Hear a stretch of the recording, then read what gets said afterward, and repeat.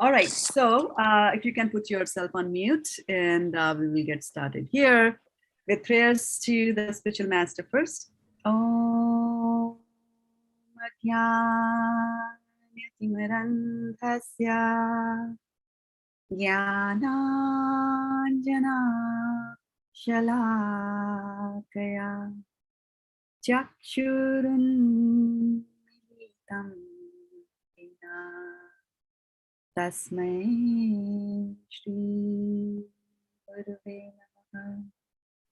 Shri Chaitanya Manobhishtam Sthapitam Yena Bhutale Swayam Rupa Kadamahyam Tati Swapadantikam Vandeham Sri Gurum Sri Yuta Padukamalam Sri Gurun Vaishnavanscha Shri Rupam Sagrajatam Sahagana Raghunatham Tam Sajivam Sadvaitam Savadhutam Parijana Sahitam Krishna Chaitanya Devam Shri Radha Krishna Padan Sahagana Lalita Shri Vishakhanvitam Scha He Krishna Karuna Sindho Dinabandho Jagatpate Gopesha Gopika Kanta Radha Kanta Namastute Tapta Kanchana Gaurangi Radhe Vrindavaneshwari Vrishabhanu Sute Devi Karmami Haripriya Vancha Kalpatarubhyascha Kripa Sindhubhya Evacha Patitanam Pavanebhyo Vaishnavebhyo Namo Namaha. Jai Shri Krishna Chaitanya Prabhu Nityananda Shri Advaita Gadadhar Shiva Sadi Gaur Bhaktavinda Hare Krishna Krishna Krishna Hare Hare Hare Rama Rama Rama Hare Hare Gaur Premanande Hare Hare Bol.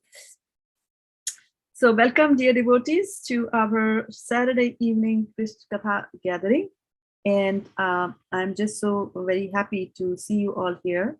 And also wanted to let you know that for the next 3 weeks or so, leading all the way up to Bhadra Purnima, we will be using these Saturday sessions to talk about Srimad Bhagavatam. And so a little bit first about Srimad Bhagavatam and Bhadra Purnima, actually, the relationship between them. Bhagavatam I will be talking about later. And so on the Bhadra Purnima, and this is a verse that is coming from the Srimad Bhagavatam. And I just want to make sure that we are broadcasting on Facebook. That's good. Okay. So on Bhadra Purnima, and this is mentioned in the 12th canto of Srimad Bhagavatam, where there are chapters that, number one, describe this particular Yuga in which we are living, the Kali Yuga. And then also it describes and talks about some philosophy. It also talks about the annihilation of this universe. So there's some sections in the Bhagavatam about that also. And then the 12th canto has also got glorification. Go ahead. They cannot see you live on Facebook, Shraddha Mataji.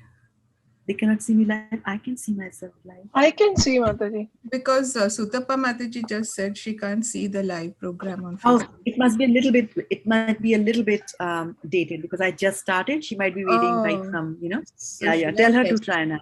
Okay. Yeah. Okay, that's very good. Sorry, Mataji. Today we are reading 12th canto, Mataji. No. We are just going to, I'm just going to give an overview of Bhagavatam. Let's talk about that, picking up some nice juicy pieces from the Srimad Bhagavatam itself. So I was talking about that, that in the 12th canto of Srimad Bhagavatam, and as all of you know, that it's divided into 12 sections or 12 cantos. And Srimad Bhagavatam is also said to be the Granth Avatar, and which is, it's Krishna in the form of Avatar that comes into your home when you bring a Bhagavatam home. And so there is glorification of this form of Srimad Bhagavatam, right? And so why do you think we have got Srimad Bhagavatam in this form? in this Yuga? What are your thoughts? Let's share those thoughts. Why do you think we have that?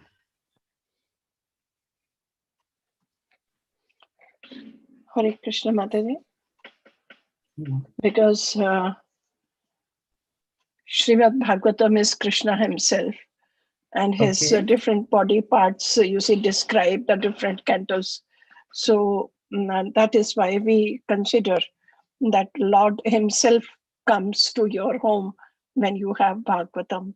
And when you especially read the Bhagavatam and study it intensively, that helps you understand who Krishna is and what is our relationship with him. And we get So my question was that totally connected. So my question was that why do we have to read the Bhagavatam in Kali Yuga? That was the question. Mataji, Kali can I Yuga. say? Yes, please tell us. Yeah. So I think because Sankirtan Yagya is the Yagya for Kali Yuga, and that's why like hearing and chanting. So Bhagavatam is that form, and also because everything else is so impure in Kali Yuga, so just the sound vibration is probably the purest form in which we can, get the mercy of Lord. But why Bhagavatam? Why not the Vedas? They are also sound vibration. Yeah. Yes, Mataji. Yeah, go ahead, Mataji. Mataji, because Sutta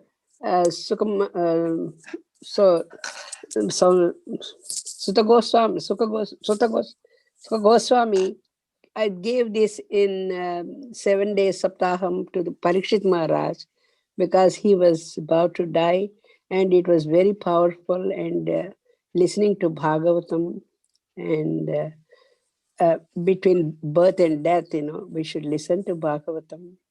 And Bhagavatam tells everything about daily life and how we have to live and everything. So again, I'm going back to my question. So listen to my question carefully, right? Bhagavatam is about questions. Why in Kali Yuga? That is a question. I have still not heard why in Kali Yuga should Bhagavatam be read. Hare Krishna, Mataji, this is the only way to.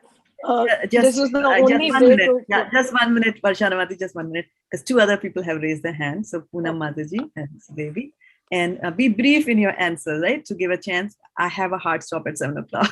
So, okay. So let's see. Yeah. Why do you think? Go ahead. Poonam, do you have a hand raised? You can. Yeah. So I believe in Kali Yuga, our intellect and everything is so covered with our egos, so we don't have a clarity. Even if we read, many times we struggle, and Bhagavatam basically gives in the form of stories and the glories a way to actually just understand, like bhakti, for example. There's so many examples of bhakti within the form of stories, which helps us to connect and remove these layers which have actually gone in Kali Yuga on all of us. That's what I believe. Don't know. Very good, very good. And that is the answer. And we see that in the very beginning of Srimad Bhagavatam, when we are with the sages of Naimisharanya. It's the essence of Vedic wisdom that's involved. Right. Yes, and so it says in the very first few verses of Srimad Bhagavatam itself, we come to know that it is the Galitam Phalam. Galitam Phalam means it's the ripened fruits of the Vedas. It's number one, it's the ripened fruit. But then the question is, why can't I eat? Why should I not be eating the ripened fruit of this in Satyuga or Dwapar and things like that, right? So the characteristics of Kali Yuga are Manda Sumanda Matayo, Manda Bhagya Upahadritaha. So it says that in this Kali Yuga, and this is one of the things that Shaunak Rishi says to Suta Goswami, and he says that, hey, Kali Yuga is going to come. And the characteristics of people in Kali Yuga are that they will be short-lived. So I don't have time to read the entire Vedas. They will be less intelligent. So don't have intelligence to read the Bhagavatam, to read the Vedas. They have poor memory. right? So they need something documented. It's not like Guru will tell you 1 lakh verses and you remember all of that, right? And why we don't remember all of that? Upadritaha, we are always disturbed, right? And apart from that, we're also misguided. And misguided means that there are different kinds of gurus who will come in Kali Yuga and who will misguide you. And so in the Bhagavatam also we hear about it. So Bhagavatam presents the essence of all the Vedas, and Vedesta sarver aham eva vedyo. From the Vedas, I am to be known. So that the main thing is that you have to know Krishna. So that is the essence of the Veda. And so if you understood that you have the purpose of your life is to know Krishna and your relationship with him, then Srimad Bhagavatam is presented to you to know about Krishna. And that is what, as one of you said, that it's a pure, I think Priyanka said, it's a pure grantha. It doesn't have any of the other things that are found in the Vedas. It's purely about Krishna, his creation, and his devotees. And so, and of course, knowing about Krishna is a complicated thing. It's not easy to understand.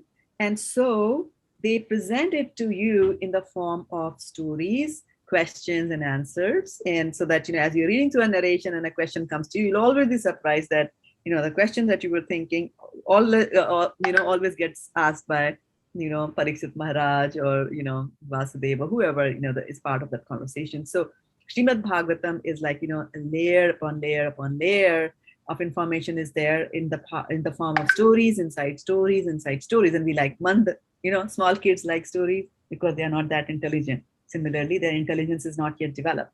And similarly, we also we are at this level that we are not intelligent.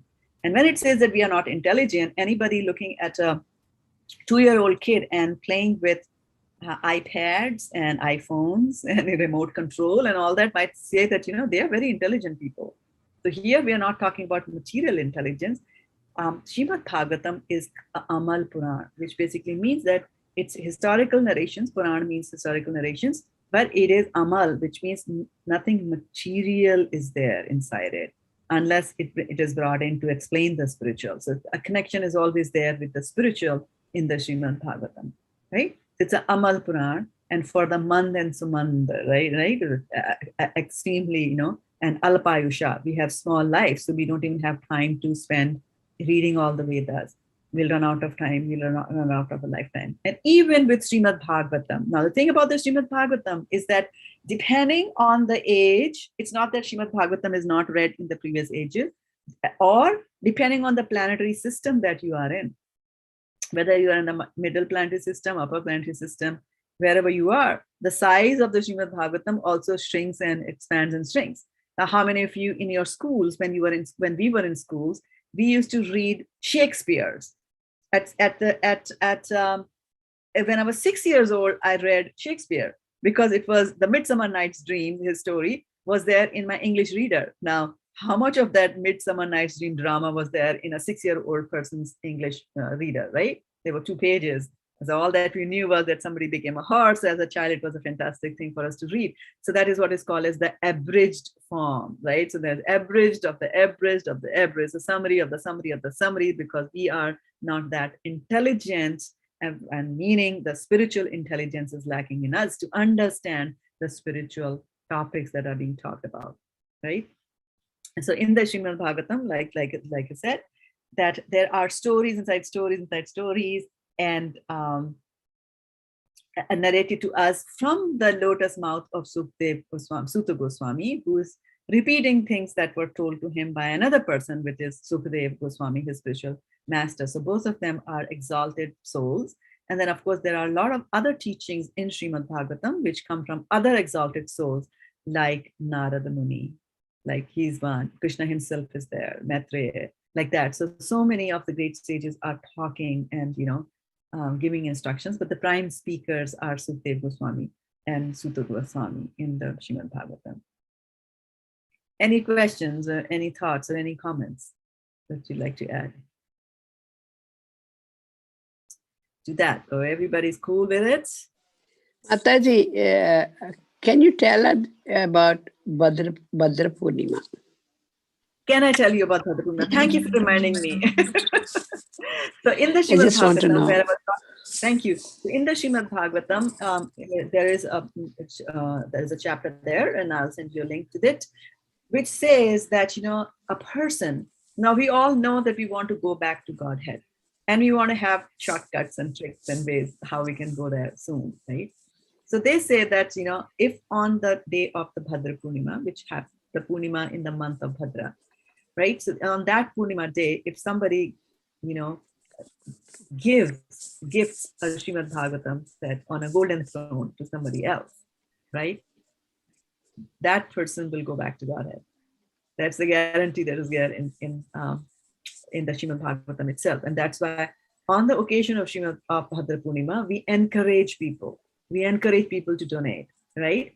And it's not that they really need. And as you see, we took that verse from the Bhagavatam itself. It said, Mandasa Mandabhatya Madhabhagya, right? Mandabhagya. So they are not very fortunate, which means they don't have money, because money is also an indication of your fortune. So they don't have money to be able to give things on a golden throne, right? I mean, we have to get our daughters married, and at that time itself the back breaks, right? How to get so much of jewelry to give to them, right? Because gold is very expensive. And why does gold become expensive? Why does gold become rare? Those kind of topics are discussed in Srimad Bhagavatam and explained in Srimad Bhagavatam why that happens to us, right? So here it is said, Acharyas tell us, and if we just follow Acharyas, so they will tell us that as long as, even if you do the sankalpa, right? Bhadra Purnima is 20th of September, but if you do the sankalpa that I'm giving this Bhagavatam set to such and such a person on the occasion of Bhadra Purnima, that itself is considered to be okay, that you have done it, right? In contrast to there's a difference, between Satyuga, where the bars are very high, as compared to Kali Yuga, where the bars are lowered a lot.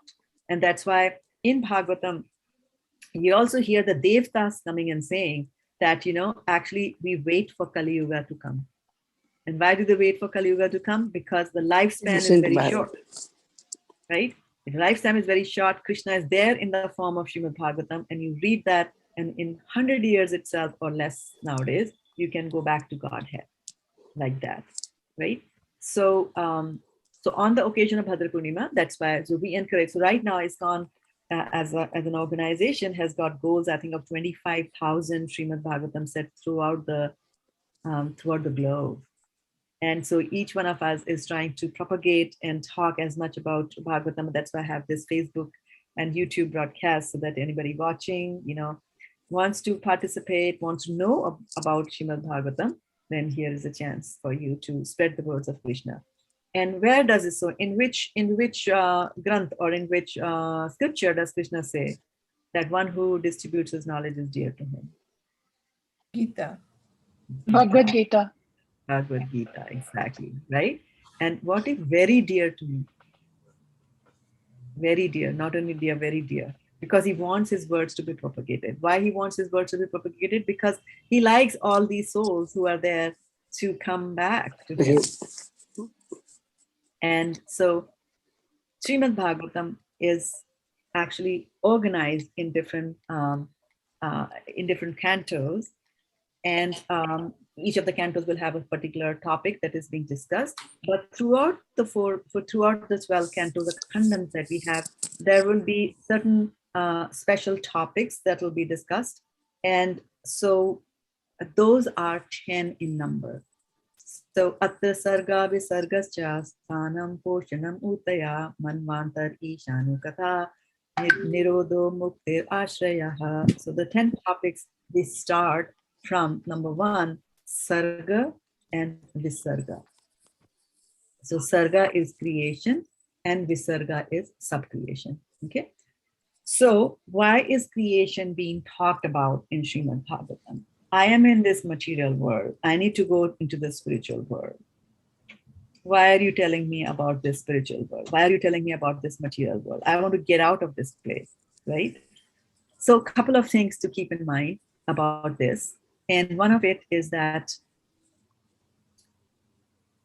the beginning of Srimad Bhagavatam, right? In the beginning, why this Srimad Bhagavatam was recently spoken. So Srimad Bhagavatam was spoken millions of years ago, and we will come across that in the Bhagavatam itself, right? So in this universe that where we are living, our Brahma has got 4 faces, right? She's got 4 faces, and which means it's a fairly complicated universe, in the sense that he needs to have that much of intelligence, certainly more than us.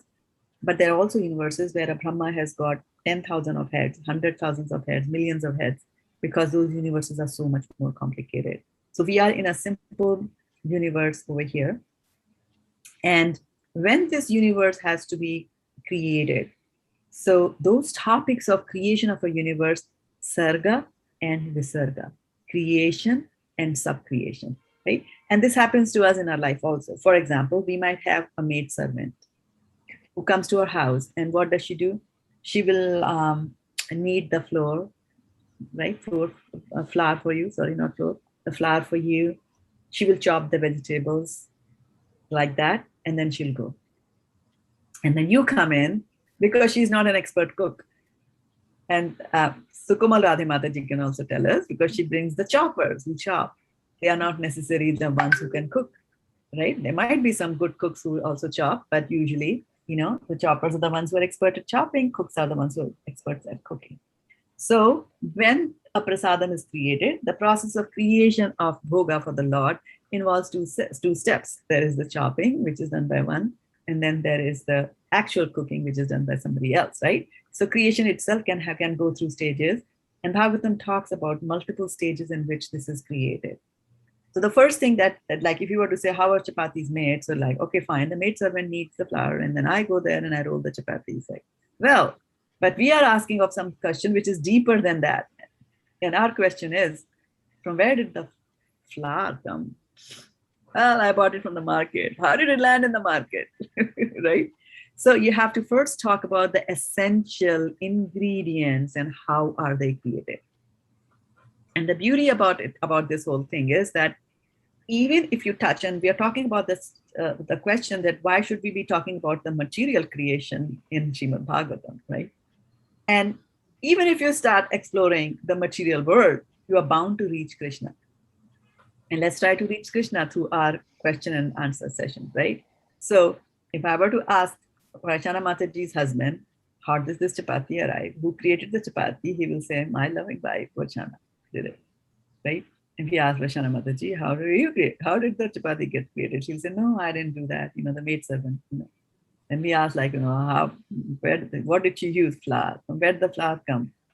We bought it in the market. How did it come to the market? The farmers sold it. Okay, how did the farmers get the flour? Oh, they had wheat. Okay, so how did they get the wheat? Okay, they planted it. Okay, so you plant the wheat and a tree came out of it. So what did you do after you planted the seed and the tree? So what did you do in between for the seed to be converted to a wheat plant? And we have no answer, because we didn't do that. We had nothing to do with converting a seed into a plant other than watering it or waiting for the rains to fall from up above. So even if you start exploring this material universe, you are bound to reach God, because at certain points you will be hit by the question that, how did this happen? Who created it? If we don't have the mental faculties or the physical faculties to be able to do those kind of things. So Srimad Bhagavatam, does that also, because, and why it does that, and why it even chooses this way to take you to God through the medium of the material world is manifold, right? First is that it's easier to understand things that you can see, right? Things you can see. And that's why when the kid goes to a nursery school or a kindergarten, the teacher will show them an apple, will show them an orange, and this is apple, this is red, this is an orange, this is, this color. They see it, and then they will decide, right? Then later on, when you start talking about trigonometry and you say, like, here is a triangle, it's a right angle triangle, and you draw a line which is perpendicular to the hypotenuse, then you have to think, right? If the teacher does not draw it, then it's difficult for you to visualize. So visualization is difficult unless it's right in front of you. So that's why Shraddha-devi Goswami starts the Srimad Bhagavatam with whatever is around you, and then he starts from the source creation. And from there, he's emphasizing that, hey, you might think that I'm a great creator, I'm a big architect, and look at the Empire State Building. I was the one behind it, and look at the Taj Mahal. I was behind it, and all that. But where did the essential ingredient comes? That comes from the Lord. So Sarga is the original creation. So how does the creation happen? Who creates these essential ingredients? The earth, water, fire, air, and ether that you read in the Bhagavad Gita. They are there. And among earth, water, fire, air, and ether, which is the one that comes first, right? And so then all that mind, intelligence, false ego, how all of them are created from the Lord, why he creates it, how much he creates it, and then where does he leave off? And then let Brahma pick it up. So when Brahma is born from the navel of Garbhodakshayi Vishnu, he's bewildered, he's born, he's all alone, he doesn't know what to do. Why am I here? At least we had the benefit of having parents around us who were telling us the do's and the don'ts. Brahma is all alone. There's nobody around. And so Brahma himself is also not independent. Brahma had to take help of Krishna. And Krishna gave him the Srimad Bhagavatam in 4 shlokas, which come in the 2nd canto, 9th chapter of Bhagavatam, which is known as the Chaturshloki Bhagavatam. So even Brahma has to learn the process of creation through the Lord. So Bhagavatam is emphasizing and reminding us that nothing is possible in this world for us mortals to do without the help of the Lord. Like that, right? So that's one reason, that they talk about the construction of this material world in the beginning, right? One reason is so that it will take you to God. Second thing is, why material to take you to God? Why not some concept? Because you are seeing all of them there, right? And also, when Sukadev Goswami was telling this, Sukadev Goswami, was telling this story to Maharaj Parikshit, and I think I mentioned the other way around. Sukadev Goswami is the disciple of Sukadev Goswami. I think I mentioned it other way around. Sorry about that. So when Sukadev Goswami is narrating the Srimad Bhagavatam to Parikshit Maharaj, there are people from all over the world who had come there to witness this great emperor going to die in 7 days. And so people from all over the world have come. So there could be, it's not necessarily that everybody who sat there in that audience where Bhagavatam is being spoken is a real bhakta or a real devotee of Lord Krishna. There could be impersonalists, there could be unbelievers, anybody and everybody is there because the king is dying, right? It's got nothing to do with Krishna. It's a world event, right? CNN crew will be there, and then Fox 5 News will be there, and BBT will be there, like that. Everybody goes there to capture that information at that event. And so he's also speaking to the audience who are there. He's not just speaking to Maharaj Parikshit, because Maharaj Parikshit is already a devotee of the Lord. So Atra Sarga, Visarga. So he's talking about these things, right?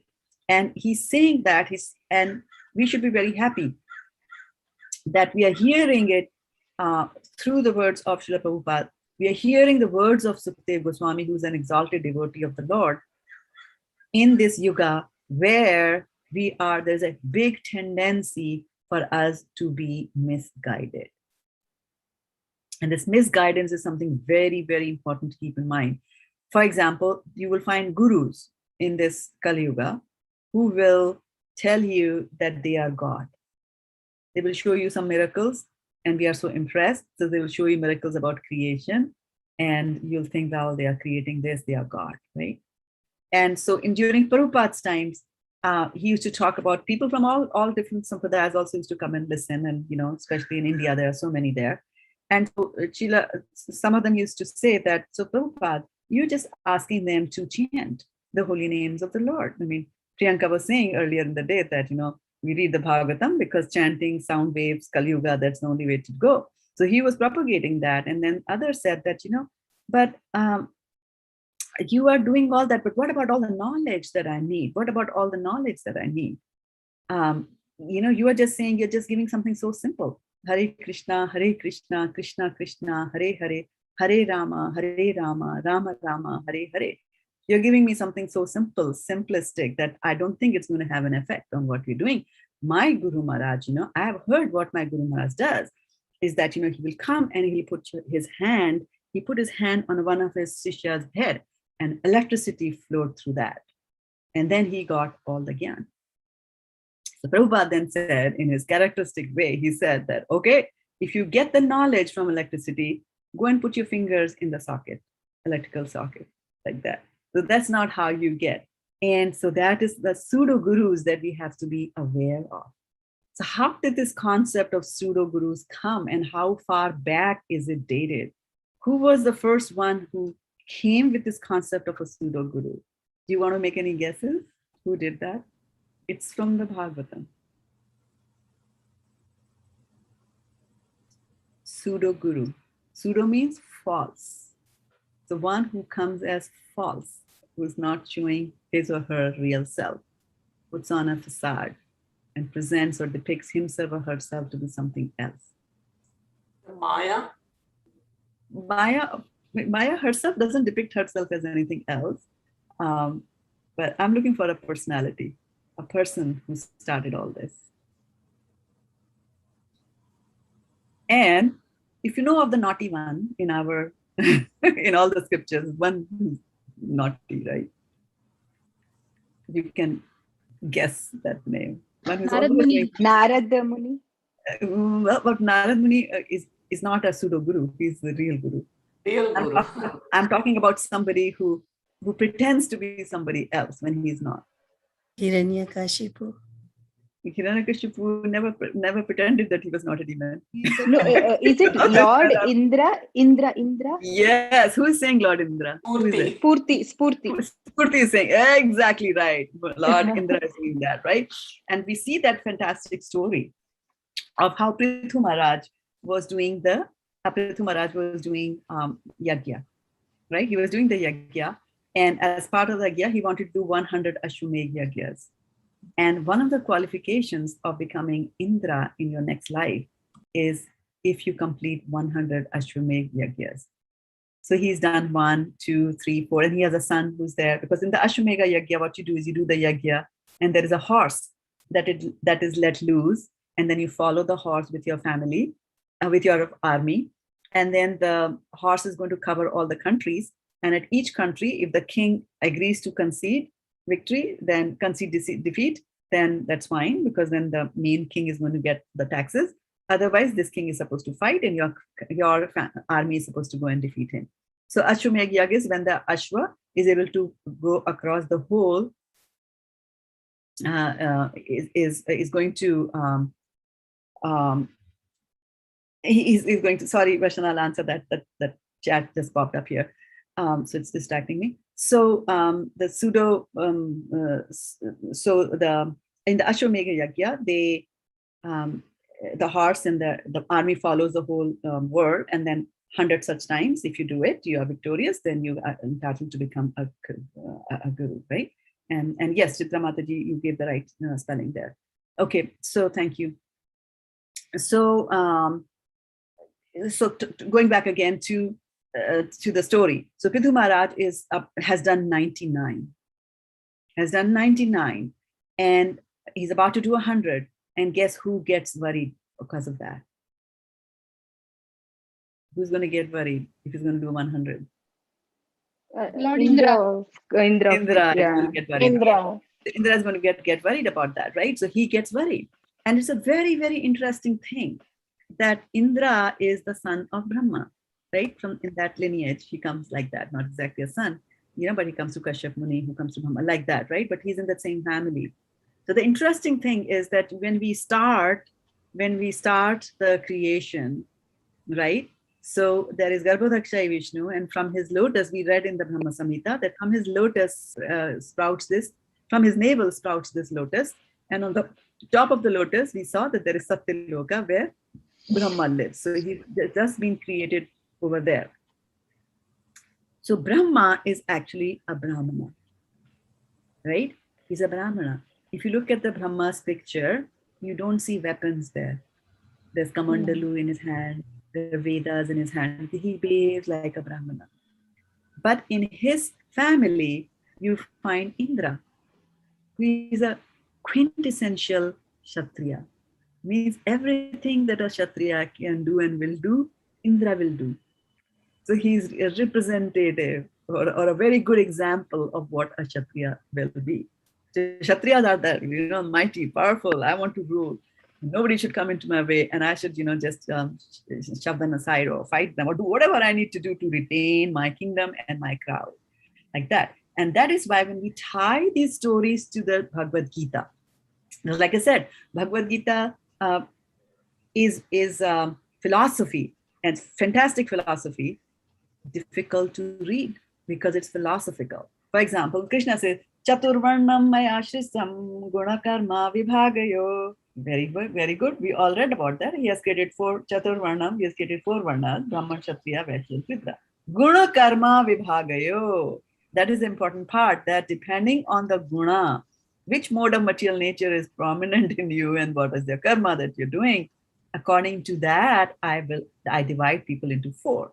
Now, Bhagavatam is telling you, look here, here's an example of Guru Karma Vibhagayo in the same family.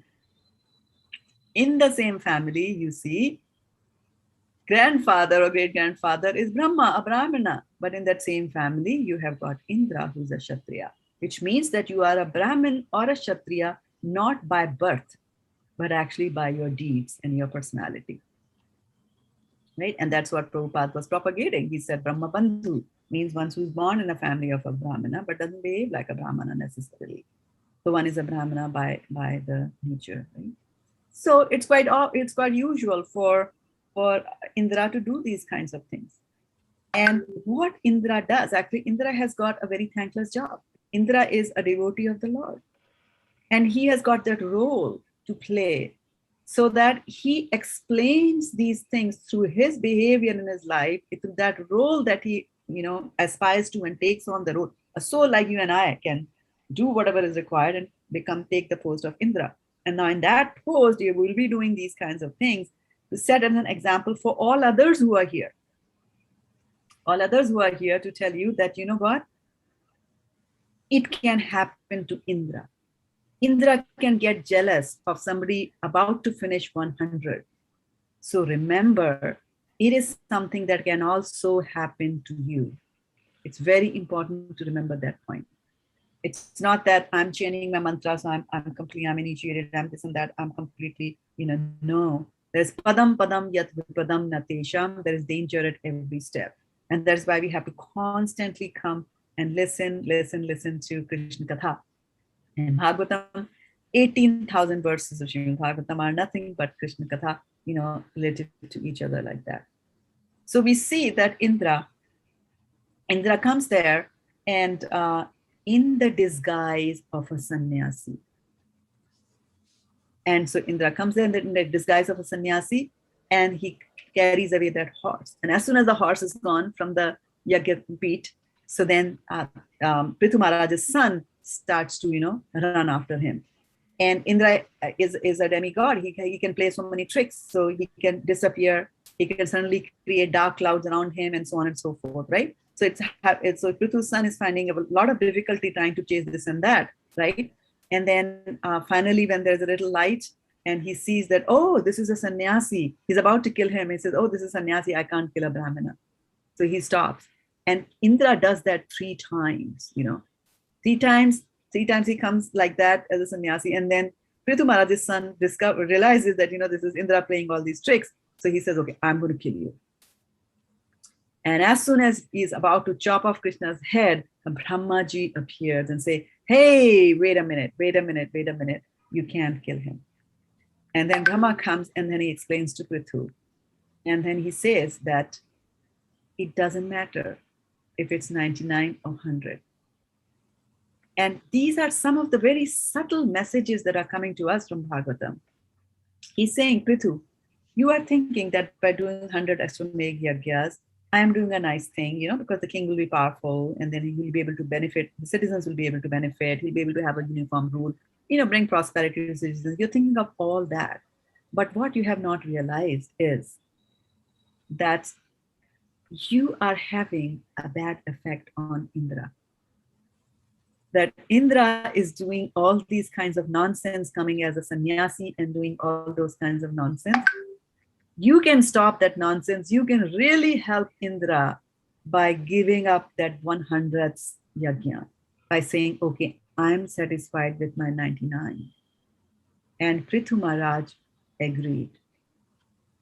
He could have just protested and he could have said this and that. I'm like, Indra is the bad one. Why don't you scold him? Why is he your favorite? And why this and that? He did not say that. He said, okay, Brahma, if you are saying that, then I will agree and I will, follow whatever you're saying. So now, millions of years later, who is glorified for that act? Prithu or Indra? Of course, Prithu Maharaj, right?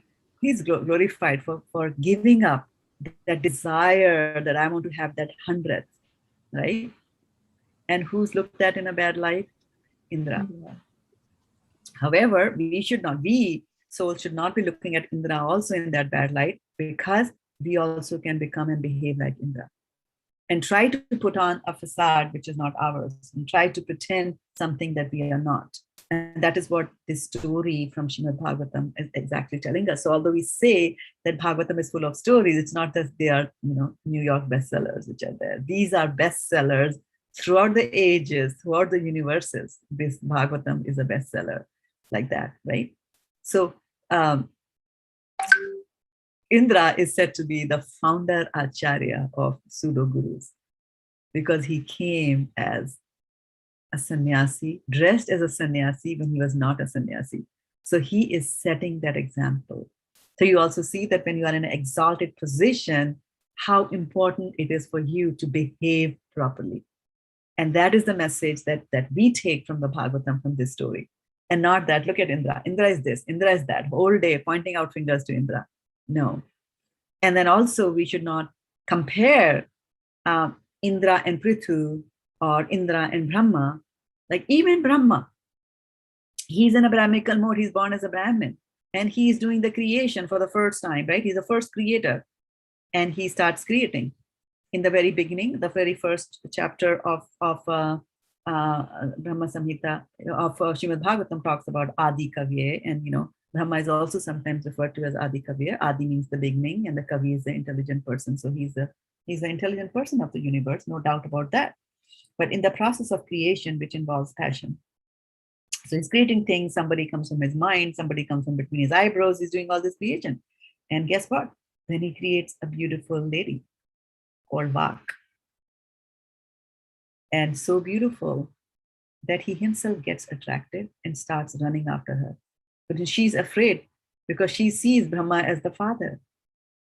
And the father is, infatuated with the daughter and tries to go after her. She tries to run away from him, right? So there are so many ways of looking at this. Narration is also from Srimad Bhagavatam. And there are so many ways of looking at this story. And then what we can do is we can point the finger at Brahma and say, look at Brahma, look at him. He's in that position, and see, he couldn't control himself. The lesson we have to take here is, number one, it can happen to us. If the intelligence of a person who has got 4 heads on his shoulder can get bewildered, we have only 1 head. We have 1/4 of the intelligence to be able to discriminate between good and the bad. It can easily, 4 times more easily happen to us. So that's the story from Bhagavatam. And it doesn't stop there. When Brahma was doing this and running after his daughter, his other sons condemned him. Condemned and scolded their father, like, what is this behavior? And what did Brahma do? He gave up that body and took up a new one.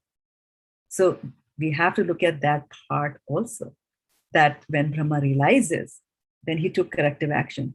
So when we realize something, then we have to take corrective action. Why? Because Brahma took corrective action. So that is also the story that Srimad Bhagavatam is telling you, right? Now, from this episode itself, which is just a small part from the Srimad Bhagavatam that I took, there's another lesson for us to learn, that Indra, right, who attains the position of Indra, is not any ordinary person, certainly not an atheist. To be an Indra, you are a demigod. And demigods are very high level devotees of the Lord. They are devotees of the Lord, but they have desires also. They still have some material desires, so they will be managing something better, right? So they have been given such big responsibilities that now you manage. Indra, you are the head of all the other demigods. You're the king of all the demigods that are there, right? So here you see, among the 10 topics that are described, and I just picked up a few, and we'll continue to talk about the others. There is also one which is called as Sthanam Poshanam Utaya. So Poshan. So Poshan means there is Palan and there is Poshan, right? We always hear about Krishna, your Palan Kara, you are Poshan, right? Or the parents, or the king is the Palan and the Poshan. What does the king do? Palan and Poshan. So what does it mean, Palan and Poshan? What do you think these two words mean? We hear about them so often, right? Palan and Poshan.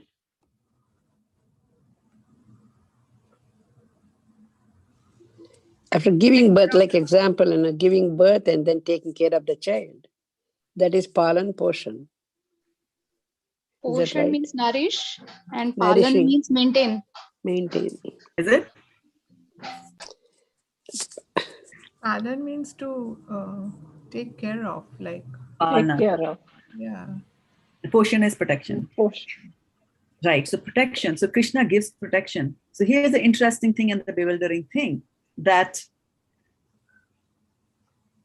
Indra was the naughty boy, right? He did all kinds of naughtiness, coming into there as this guy is running away with the horse. He's a naughty son, right? And yet, because he's a devotee, at the time that he was going to be killed by Prithu Maharaj's son, Brahma comes and stops that thing from happening.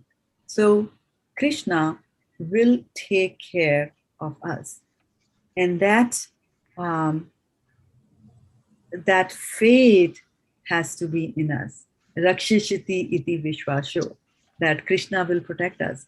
And that vishwas and narrations and stories of that are depicted in so many other narrations in the lives of so many other devotees, right? Can you tell me of one name of a devotee of the Lord, very small, who was protected by the Lord? Prahlad. Prahlad. Prahlad Maharaj, very good. Right? So those are gross examples, like, okay, Krishna is going to throw them into a pit, and then somebody's going to throw Prahlad Maharaj into a pit of snakes, and then, Krishna will save him. His father is going to have him thrown from the cliff of a mountain, Krishna will save him. So these are gross things. But also we have to think about how in subtle ways also the Lord protects, right?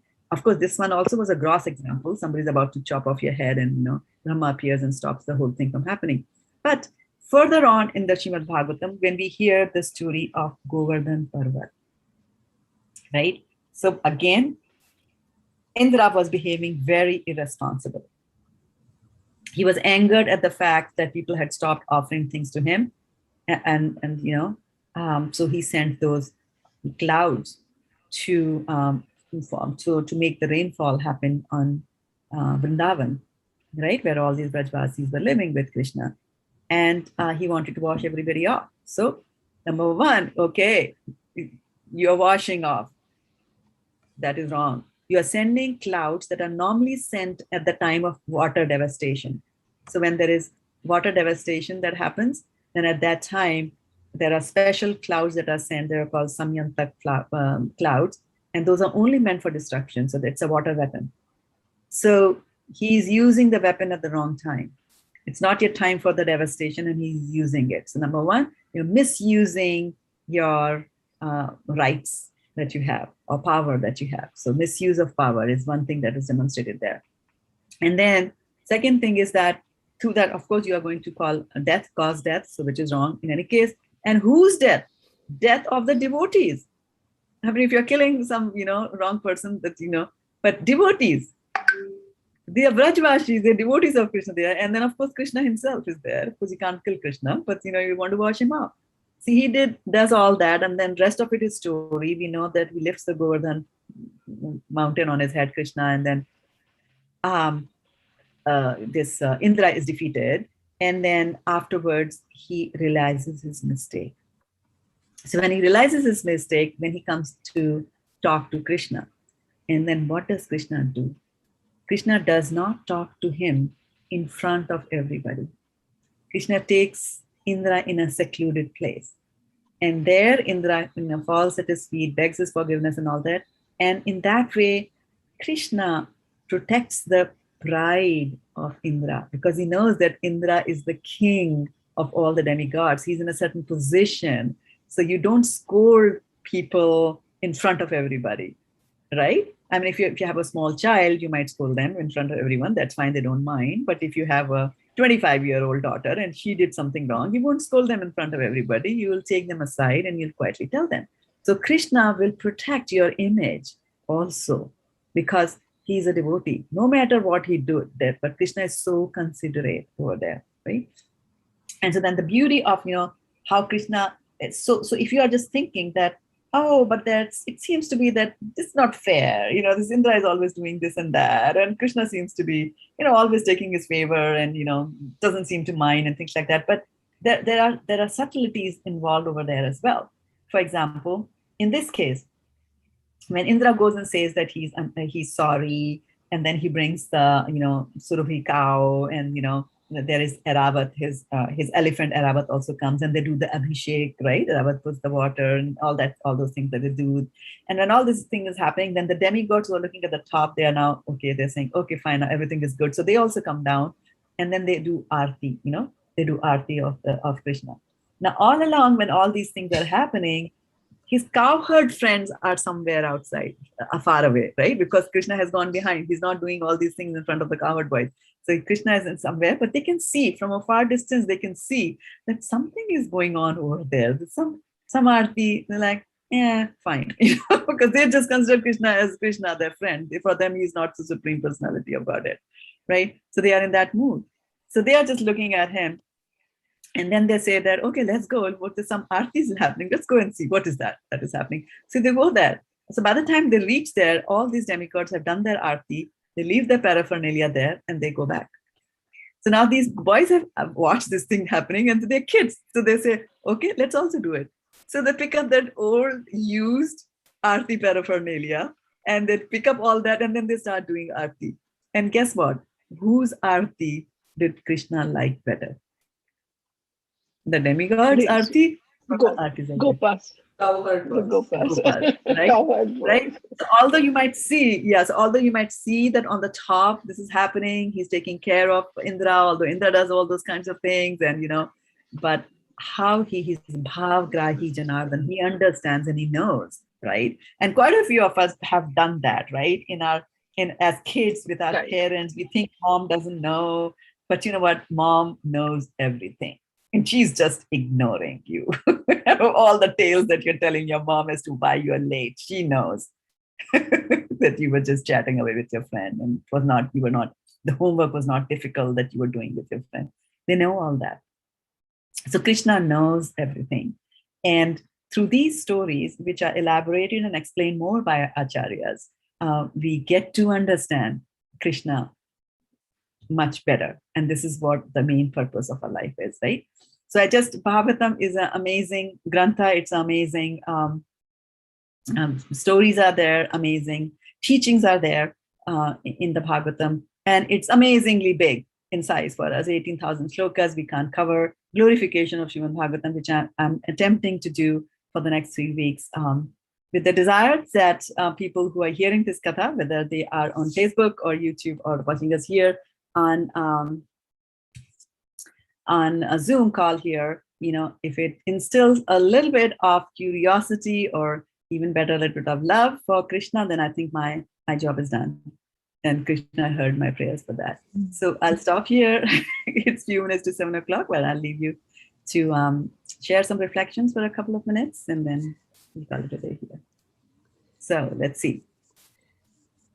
Mataji, I had a little bit chance this Janmashtami to stay the bookstall. I had a chance to give one Bhagavatam set and then some of the books.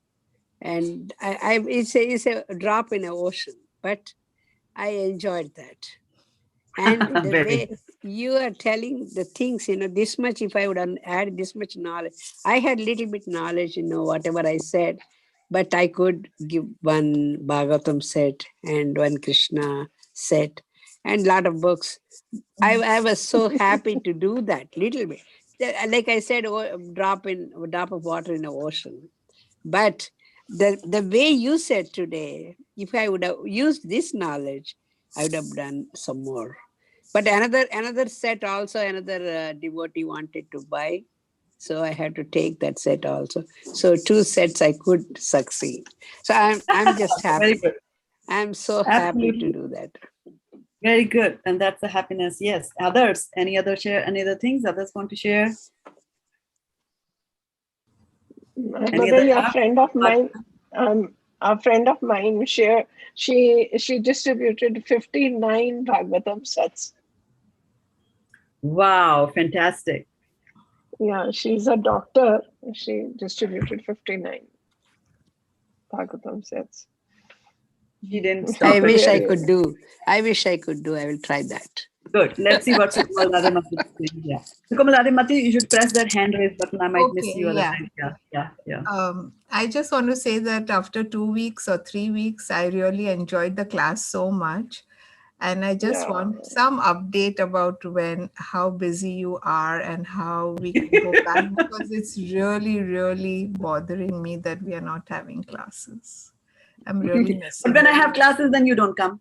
No, but it's not like I'm sitting at home and not watching. Don't put me on the spot. I'm just kidding. Yeah. It's going to be busy actually. I have Vyas Puja of mine. No, I know the Vyas Puja, but then after that in October. Let's see after Vyas Puja if I survive. You said at least definitely I want to do it. Sorry, I'm doing it every Saturday. Yeah. No, Tuesday, Thursday, Saturday, you said you would do it, right? You would try to do it. Yeah, it's become, yeah. I'm just hoping things will ease down a little bit at work. I'm still working 7:30 till 2 a.m. Still. Oh. Yesterday was, yeah. Still, it's pretty heavy work. And I have told my manager also to do something about it, but it takes time. I have as much desire to come back as you have to have these classes again. So I feel separated and I feel unhappy, and it is going to happen. It's got nothing to do with me. It's got to do with the topics that we discuss, right? These are transcendental topics. They will bring happiness to anybody, those who hear and those who talk about it. Similarly, if it's material topics, it's going to give misery to both who hear and both who talk about it. It's a law here. Yeah, bound to happen. So you promise you'll think about it, right? I'm thinking about it. So yeah, I'm always thinking about it. Yeah, always. You promise me come. There's a lot of separation from you if not attending. Oh, yes. Yeah. But these days my focus is completely on Bhagavatam and on Bhadra Purnima. So if you've got friends and you want to collect them together in your home or on a Zoom call, and if they prefer another language, I can 6 to 7. If I do here, then 7 to 8 I can do in Hindi also. If people are not very comfortable with English, I can do that as well. For some time till at least Bhadra, because right now the whole thirst is on Bhadra Purnima, and try to do as much of Bhagavatam. And it is good. I mean, literatures and books change lives and they change history. Vaisheshika Prabhu tells us about how books have changed people's life, have changed history, like Fidel de Castro when he was imprisoned, and his girlfriend used to come and visit him in the prison, and whatever he had to write, he used to write in lemon juice on a piece of paper. So they would appear like they are just white pieces of paper. But when you write something with lemon juice and then you run an iron over it or you show it to the sun, then the lemon juice becomes brown in color and all the writing is visible now. Yeah, yes. So that is how Fidel de Castro, passed on his teachings for the movement that he had, and it had its effects, right? So there are many, many stories of how books have bring about a revolution. And as you can see that in Russia, the United Union, Soviet, USSR, it was Prabhupada's books that went there, which was highly communist country, right? Prabhupada's books went there and they started that process and put the dent, and then, now you see. And what has happened, books are very, very powerful. And it's very important for us because these books are the best. They are the best because they cover everything. This is like the PhD of spiritualism is Srimad Bhagavatam. All of the books just pale in significance in front of them. Some of them will just talk about going to a heaven and being surrounded by apsaras, and you will get wine. So, don't drink wine over here. be a celibate person over here, because doing that you will reach heavens. And once you reach heavens, then you will get wine also, you'll get women also. Like that, so that some of the teachings are like that. But we are saying, yes, there is heaven. Yes, there is wine. Yes, there is women. But Srimad Bhagavatam tells you that once you reach the heaven, Shire Punya Martha Lokam Vishanti is what come back.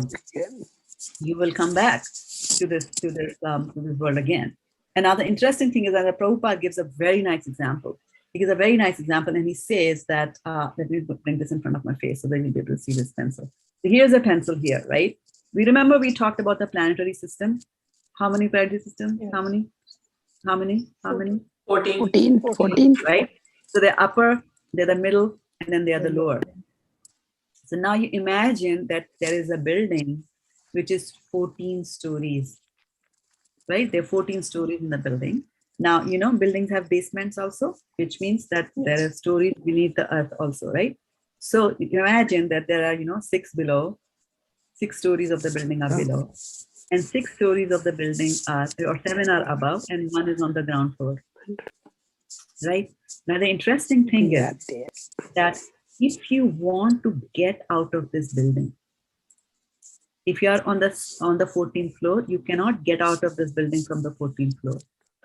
You cannot get out, right? Similarly, if you're underground, you're underground. So to get out of the building, which floor do you have to come? Ground floor. Middle floor. Right? This is what Prabhupada says, that you have to come to this floor. And the good news is that we are in this floor. Right? And Bhagavatam tells you, when it explains to you in the 5th canto about all this, it tells you the importance of this floor. And so if any other book is telling you that I will take you to a higher floor where there is wine and women, what they don't tell you is that after some time you're kicked out. And then you come down, having lost your wine and women both. And you have to start from this ground again. Right? So that is the knowledge that comes from our literature. So it's very, very important for us to save our literature. It's very, very important. And Prabhupada did such a fantastic job of translating it for us. Otherwise, we wouldn't have understood it, right? Like that. Shraddha-devi, which are the 4 shlokas in 2.9? 33, 34, 35, 36.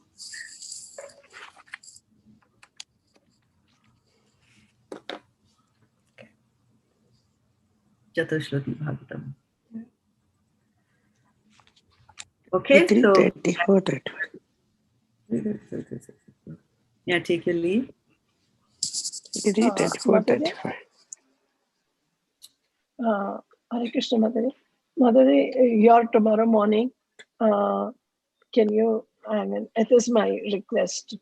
And can we read Bhagavad Gita? Oh, because we have finished the 12th chapter. That's why you're asking? Yeah. Yes. And when we read the Bhagavad Gita, what will we read? Third chapter we are doing. Oh, you're saying, can I teach Bhagavad Gita? But the audience is very few, well. Others will miss out, right? Oh. Yeah. Anyway, tomorrow I was saying that you all should do the whole chapter. We did all the verses. Now you go, because easy come, easy go, right? So I was thinking of doing some more practice in Sanskrit pronunciation over there. Right? Okay. And then pick up 15. Yeah. Yeah. Okay. Then we'll pick up 15 there. Okay. 15 or second, Mother? No, it doesn't matter. 15 is a small chapter, 20 verses, so you'll feel good. And also, I'm taking up 15 because 15 is recited a lot in the temples, right? Correct. 12 so and 15. We all should know. 12 and 15. That's what I'm saying. So 15 should be, we should be good at reciting 15 also. Yeah, that's the reason. Okay. Thank you very much. Thank you very much, Mataji. Though we missed a lot of classes, but today's class is very good.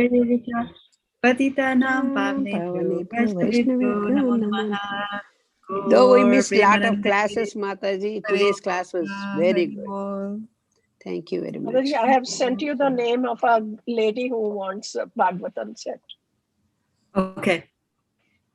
Okay, we'll take care of that. I need the name, full address, street number, phone number, everything. Yes, and where is she located? in Where is she? Haryana, Faridabad. Okay. Mataji, you have sent it on my WhatsApp, right? Not in this chat, right? Yeah. No, it's not on this chat. WhatsApp. WhatsApp. Yeah, please send it on my WhatsApp. Otherwise, I'll miss it. Okay, good. We'll take care of that. Yeah. Thank you very much. Anybody that you know in India who wants to have a Bhagavatam set, we have got some very fantastic donors who have donated Lakshmi to us to participate in this kind of distribution. So we'd like to just use that and spread, right? So let me know. Okay, Hare Krishna. Can I give one more name? Yes. Okay. Hare Krishna, Dandavat Pranam, Jai Shri